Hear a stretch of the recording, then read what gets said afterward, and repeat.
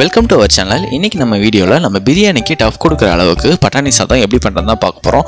இந்த பட்டாணி சாதத்தை பொறுத்த வரைக்கும் பார்த்திங்கன்னா நம்ம லஞ்ச் பாக்ஸ் ரெசிபியாகவும் நம்ம யூஸ் பண்ணிக்கலாம். இந்த பட்டாணி சாதம் பண்ணுறதுக்கு நமக்கு ரொம்பவும் டைமே எடுக்காது, அதே சமயம் ரொம்பவும் பொருளும் தேவைப்படாது.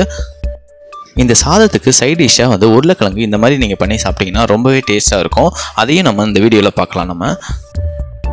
நம்ம சேனலில் நீங்கள் ஃபஸ்ட்டு வாட்டி பார்க்குறீங்கன்னா நீங்கள் வந்து வீடியோவுக்கு ஒரே ஒரு லைக் மட்டும் போட்டுட்டு வீடியோவை கண்டினியூ பண்ணுங்கள்.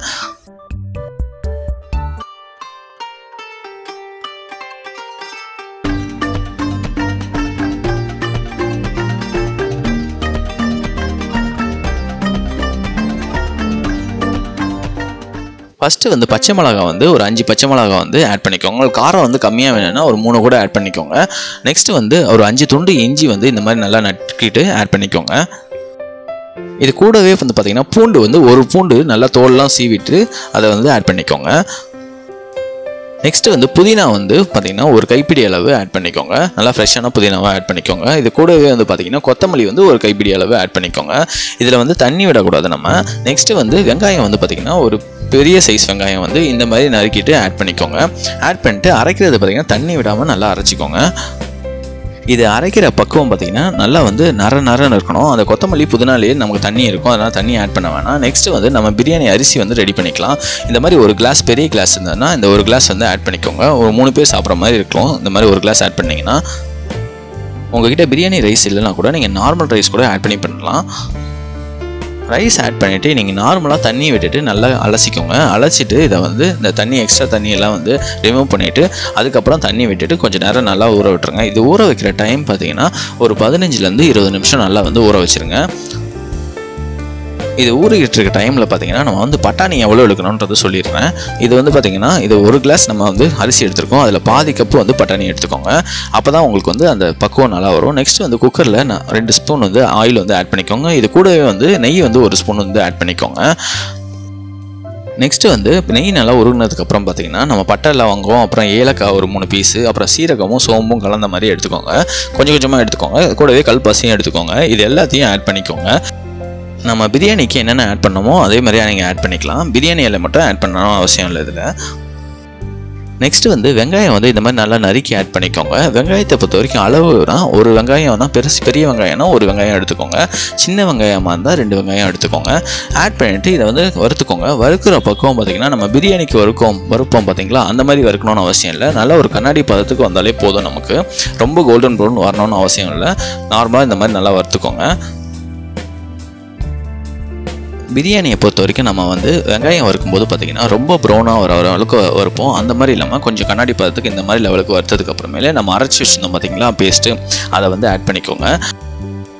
இந்த பேஸ்ட்டை ஆட் பண்ணிட்டு நம்ம வந்து கிளற ஆரம்பிக்கணும். இந்த கிளறும் போது நம்ம வந்து தண்ணி ஆட் பண்ணணும்னு அவசியம் இல்லை. தண்ணி வந்து லாஸ்ட்டாக ஆட் பண்ணிக்கலாம். நம்ம இது ஃபுல்லாத்தையும் ஆட் பண்ணிட்டு இதுலேருந்து பச்சை வாசனை போகிற அளவுக்கு நல்லா வந்து கிளறி விடுங்க. மேக்ஸிமம் பார்த்திங்கன்னா கொஞ்சம் ஒரு 3 நிமிஷம் 4 நிமிஷத்துலேயே பார்த்திங்கன்னா இதுலேருந்து பச்சை வாசனை போயிடும். இதை வந்து நல்லா கிளறிட்டே இருக்கும்போது பார்த்திங்கன்னா நீங்கள் வந்து அதுலேருந்து வெளியில் எண்ணெய் வர ஆரம்பிக்கும். இந்த ஸ்டேஜில் வந்து இந்த மாதிரி எண்ணெய் வர வரைக்கும் நல்லா வச்சுட்டு இதை வந்து திரும்பவும் நல்லா கிளறி விட்டுக்கோங்க. இந்த ஸ்டேஜில் பார்த்திங்கன்னா நமக்கு பச்சை வாசனை கம்மியாகிடும். இப்போ வந்து நீங்கள் வந்து பச்சை பட்டாணியை ஆட் பண்ணிக்கோங்க. இந்த பச்சை பட்டாணியை வந்து நீங்கள் காஞ்ச பட்டாணியை ஊற வச்சு ஆட் பண்ணணும்னு அவசியம் இல்லை. நீங்கள் நார்மலாக நம்ம அந்த காயிலேருந்து எடுப்போம் பார்த்திங்களா பட்டாணி, அதை வந்து அப்படியே டேரெக்டாக ஆட் பண்ணிக்கலாம். நீங்கள் காஞ்ச பட்டாணி இல்லை வந்து பாக்கெட்டில் இருக்கும்ல அந்த பட்டாணியை ஆட் பண்ணிங்கன்னா உங்களுக்கு லேட் ஆகும் பண்ணுறதுக்கு. எதுக்காக லேட் ஆகும்னா நம்ம காஞ்ச பட்டாணியை ரொம்ப நேரம் ஊற வைப்போம், நைட்டு ஊற வச்சு நம்ம எடுக்கிறோம், இல்லை மறந்துடுவோம். அதனால் வந்து நம்ம காயிலேருந்து எடுத்து வச்சுக்கோங்க. நெக்ஸ்ட்டு வந்து நம்ம பாக்கெட் பட்டாணி வாங்கும்போது பார்த்திங்கன்னா கலர் வந்து அதிகமாக யூஸ் பண்ணியிருப்பாங்க. அதனால் வந்து நீங்கள் அதை வந்து வாங்குறத அவாய்ட் பண்ணிக்கோங்க. டேரெக்டாக நீங்கள் வந்து காயிலேருந்து எடுக்கிறது பட்டாணியை வந்து ஆட் பண்ணிக்கோங்க. நெக்ஸ்ட்டு வந்து நம்ம பாஸ்மதி ரைஸ் வந்து ஊற வச்சுருந்தோம் பார்த்திங்களா, அதை வந்து இப்போ ஆட் பண்ணிக்கலாம். பாஸ்மதி ரைஸ் ஆட் பண்ணிவிட்டு பார்த்திங்கன்னா நீங்கள் வந்து நல்லா வந்து கிளறி விட்டுக்கோங்க. இந்த கிளறுறது பக்குவம் பார்த்திங்கன்னா அந்த பட்டாணி அந்த நம்ம பேஸ்ட்டு நம்ம அரைச்சி வச்சுருந்தோம் பார்த்திங்களா, ஆல்ரெடி நம்ம கிளறிட்டு இருந்தோம்ல, அது ஃபுல்லாக வந்து இந்த ரைஸில் வந்து பரவுற அளவுக்கு நல்லா வந்து மிக்ஸ் ஆகிற அளவுக்கு நல்லா வந்து கிளறி விட்டுக்கோங்க. அப்போ தான் வந்து நம்ம மூடி போட்டு நம்ம விசில் வைக்கும்போது பார்த்திங்கன்னா ஃபுல்லாகவே நமக்கு வந்து நல்லா குக் ஆகும். இதை நல்லா கிளறிட்டே இருக்கும்போது பார்த்திங்கன்னா கிளறி விட்டுட்டு கொஞ்சம் லைட்டாக இந்த மாதிரி கொதி வரணும். இந்த ஸ்டேஜில் வந்து பார்த்திங்கன்னா நம்ம அரிசி வந்து ஒரு டம்ளர் ஆட் பண்ணியிருக்கோம். அந்த ஒரு டம்ளருக்கு பார்த்திங்கன்னா 1.5 கப்பு வந்து தண்ணி வந்து ஆட் பண்ணிக்கோங்க. நெக்ஸ்ட்டு வந்து நம்ம பட்டாணி பேஸ்ட்லாம் அரைச்சிருக்கோம் பார்த்திங்களா, அதுக்கு வந்து 1/4 டம்ளர் வந்து ஆட் பண்ணிக்கோங்க. தண்ணி வந்து எப்போவுமே நமக்கு இது லெவல் வந்து நமக்கு ரொம்ப முக்கியம். ரைஸுக்கு ஏற்ற மாதிரி நம்ம தண்ணி ஆட் பண்ணோம். அந்த லெவலில் நம்ம ஆட் பண்ணால் மட்டும்தான் நமக்கு இந்த ரைஸ் வந்து நல்லா வரும். நமக்கு தண்ணி ஆட் பண்ணிட்டு நல்லா மிக்ஸ் பண்ணிவிட்டு பார்த்தீங்கன்னா நீங்கள் வந்து உப்பு வந்து உங்களுக்கு தேவையான அளவு ஆட் பண்ணிக்கோங்க. உப்பு ஆட் பண்ணிட்டு நல்லா வந்து இந்த தண்ணியை வந்து நல்லா மிக்ஸ் பண்ணி விட்டுருங்க. உப்பு நல்லா கரையிற அளவுக்கு நல்லா மிக்ஸ் பண்ணிவிடுங்க. நெக்ஸ்ட்டு வந்து ஹை ஃப்ளேமில் வச்சுட்டு நல்ல ஒரு கொதி வர அளவுக்கு நல்லா வந்து வெயிட் பண்ணுங்கள். நல்ல ஒரு கொதி வரும். இந்த ஸ்டேஜில் வந்து நம்ம வந்து விசில் போடுறதுக்கு நம்ம ஸ்டார்ட் பண்ணிக்கலாம். இந்த மாதிரி நல்லா கொதி வந்ததுக்கப்புறம் பார்த்திங்கன்னா கொஞ்சம் நல்லா வந்து மிக்ஸ் பண்ணி விட்டுருங்க. மிக்ஸ் பண்ணி விட்டுட்டு அதுக்கப்புறமேலு இந்த ஸ்டேஜில் நீங்கள் வந்து மூடிட்டு விசில் போட்டுருங்க. பெரிய குக்கராக இருந்தால் நீங்கள் வந்து ஒரு விசில் வச்சா போதும். சின்ன குக்கராக இருந்தால் நீங்கள் வந்து 2 விசில் வச்சுக்கோங்க. குக்கருக்கு ஏற்ற மாதிரி நீங்கள் வச்சுக்கோங்க. நெக்ஸ்ட் வந்து இது விசில் வந்திருக்க டைமில் நம்ம உருளைக்கிழங்கு வறுவல் எப்படி பண்ணுறதுன்னு பார்க்கலாம். ஃபஸ்ட்டு வந்து நல்ல ஒரு ஹீட்டான கடாயில் ஆயில் வந்து ஆட் பண்ணிக்கோங்க. இது கூடவே இந்த கடுகு உளுந்து ஆட் பண்ணிக்கோங்க. நெக்ஸ்ட்டு வந்து சீரகம் வந்து ஒரு பிஞ்ச் அளவு ஆட் பண்ணிக்கோங்க. கூடவே சோம்பு வந்து பார்த்திங்கன்னா ஒரு பிஞ்ச் அளவு ஆட் பண்ணிக்கோங்க. நெக்ஸ்ட் வந்து ஒரு சின்ன ஆனியன் வந்து நல்லா இந்த மாதிரி நறுக்கி இந்த ஷேப்பில் நறுக்கிட்டு ஆட் பண்ணிக்கோங்க. ஆட் பண்ணிட்டு இதை வந்து நல்லா வந்து வதக்கிக்கோங்க. வெங்காயம் வந்து நல்லா வதங்கினதுக்கு அப்புறமேலு நம்ம வந்து கருவேப்பிலையை வந்து கொஞ்சமாக ஆட் பண்ணிக்கோங்க. கொஞ்சமாக இந்த மாதிரி லெவலுக்கு ஆட் பண்ணிவிட்டு நல்லா வந்து கிளறி விட்டுக்கோங்க. வெங்காயம் வதக்கிற பக்குவம் பார்த்திங்கன்னா இந்த மாதிரி லெவலுக்கு இருந்தாலே போதும். இது கூட வந்து பார்த்திங்கன்னா இஞ்சி பூண்டு பேஸ்ட் வந்து ஒரே ஒரு ஸ்பூன் வந்து ஆட் பண்ணிக்கோங்க. நல்ல வாசனையாக இருக்கும் நமக்கு. இதை ஆட் பண்ணிட்டு நல்லா வந்து இந்த மாதிரி நல்லா கிளறி விட்டுக்கோங்க. இது கூட வந்து உருளைக்கிழங்கு பார்த்திங்கன்னா நாங்கள் வந்து 3 உருளைக்கிழங்கு ஆட் பண்ணிக்கிறோம். இந்த மாதிரி கட் பண்ணி உங்களுக்கு எந்த லெவலில் தேவையோ அந்த லெவலில் ஆட் பண்ணிக்கோங்க. பாயில் பண்ணலாம் தேவையில்ல. உருளைக்கிழங்கு வெட்டிட்டு தண்ணியில் போட்டுட்டு கொஞ்சம் தண்ணியெல்லாம் இருத்துட்டு அதுக்கப்புறம் ஆட் பண்ணிக்கோங்க. எல்லா உருளைக்கிழங்கையும் ஆட் பண்ணிட்டு நல்லா இந்த மாதிரி வெங்காயம் கருவேப்பிலை எல்லாமே நல்லா மிக்ஸ் ஆகிற அளவுக்கு நல்லா கிளறி விட்டுக்கோங்க.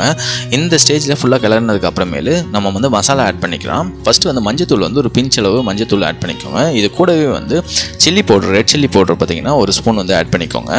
நெக்ஸ்ட்டு வந்து பார்த்திங்கன்னா கரம் மசாலா வந்து 1/2 ஸ்பூன் வந்து ஆட் பண்ணிக்கோங்க. இது கூடவே உப்பு வந்து உங்களுக்கு தேவையான அளவு ஆட் பண்ணிக்கோங்க.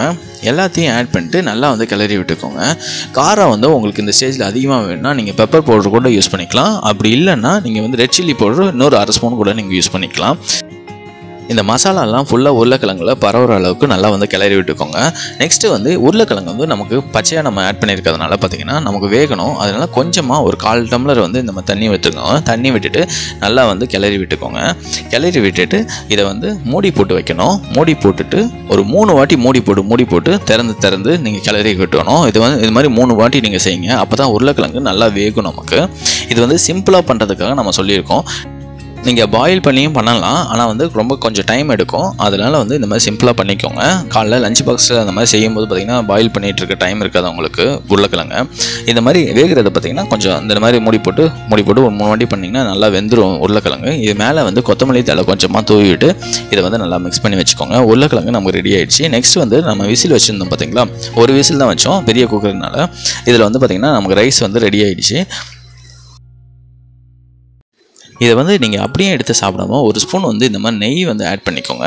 நெய் ஆட் பண்ணிட்டு நல்லா வந்து கிளறி விட்டுக்கோங்க. கரண்டி வச்சு ஃபுல்லாக வந்து நெய் வந்து ஃபுல்லாக அப்ளை ஆகிற அளவுக்கு நல்லா வந்து கிளறி விட்டுக்கோங்க. அப்போ தான் வந்து உங்களுக்கு அந்த டெக்ஸ்சர் வந்து நல்லாயிருக்கும் நமக்கு சாப்பிட்றதுக்கு. இந்த மாதிரி நம்ம நெய் ஆட் பண்ணி லாஸ்ட்டாக இந்த மாதிரி கிளறி விடும்போது பார்த்திங்கன்னா உங்களுக்கு அந்த பிரியாணி டெக்ஸ்சர் வந்து நல்லா வரும். ரொம்ப உதிரியாகவும் இல்லாமல் ரொம்ப சொதன்னு இல்லாமல் நல்லாயிருக்கும் நமக்கு சாப்பிட்றதுக்கு. இப்போ வந்து நமக்கு ரைஸ் வந்து ரெடி ஆகிடுச்சு. எப்போவுமே லஞ்ச் பாக்ஸ் ரெசிபிஸ்னால் புளி சாதம், தயிர் சாதம், அப்படி இல்லைனா லெமன் சாதம் பண்ணுவோம். அப்படி இல்லைனா வந்து வேறு ஏதாவது வெரைட்டி ரைஸ் பண்ணுவோம். அது மாதிரி இல்லாமல் இந்த மாதிரி கொஞ்சம் ஹெல்த்தியாகவும் பண்ணி கொடுங்க. ரொம்பவே விரும்பி சாப்பிடுவாங்க. நெக்ஸ்ட் டைம் வேணும்னு கேட்பாங்க. அதுவும் இல்லாமல் இது கூட வந்து வெங்காய பச்சடியும் வச்சு சாப்பிட்டிங்கன்னா இன்னும் ரொம்ப டேஸ்ட்டாக இருக்கும். இந்த ரைஸை பொறுத்த வரைக்கும் நம்ம ரொம்ப சிம்பிளாகவும் அதே சமயம் ரொம்ப டைமும் எடுக்காமல் நம்ம சீக்கிரமாக பண்ணியிருக்கோம். இந்த வீடியோ பிடிச்சிருந்தா நீங்களும் வீட்டில் ட்ரை பண்ணி பாருங்கள். மறக்காமல் லைக், கமெண்ட் அண்ட் சப்ஸ்கிரைப் பண்ணிடுங்க. தேங்க்யூ.